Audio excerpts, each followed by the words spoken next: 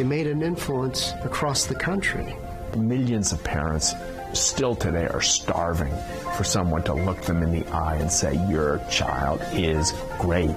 Not special, not different, not limited, not challenged, not disabled. Your child is beautiful. Carl made that possible for people.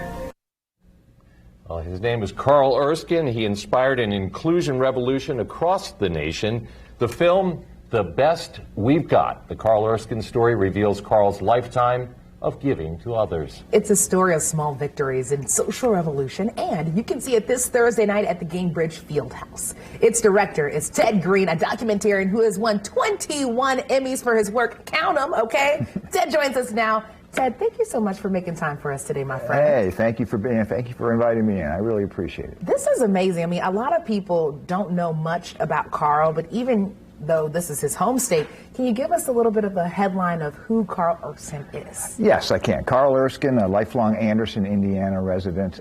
He played during what's likely the most colorful and transformative era of baseball, what they call it the Golden Age. This is the 1950s. It saw it go from trains to planes and radio to TV and East Coast to West, and most significantly, all white to integrated with Jackie Robinson. And Carl was right there in the epicenter of it all with the Brooklyn Dodgers, and he was a star. He threw 2 no-hitters. He set a World Series strikeout record, and in fact now at 96 he is the last man standing of those Brooklyn Dodgers boys of summer. But really where his impact has been most felt has been off the field in terms of human rights, both with diversity. He was Jackie Robinson's best friend on that team. That's kind of little known, and we really explore that a lot. But I'd say even more in terms of, you mentioned it, in terms of inclusion, what he's done with his son Jimmy, who has Down syndrome. The headline, you asked for a headline, I'll say this. The headline is that Indiana, our state, has gone from arguably worst in the entire nation 100 years ago in terms of the treatment and the acceptance of people with intellectual disabilities to today arguably number 1. Wow. And while, experts all say that while it's certainly taken a village and it's taken a lot of years, the number 1 reason for that sea change in Indiana is number 17. Wow. I'm glad you kind of put this in historical perspective, all the things that have happened in his lifetime. I mean, Wyatt Earp was still alive when he was born, right. And he's still here now. So tell us how he's doing. He's doing really well. Again, just turned 96. Maybe even more significantly, he and his wife Betty just celebrated their 75th wedding anniversary. They were high school, even grade school sweethearts.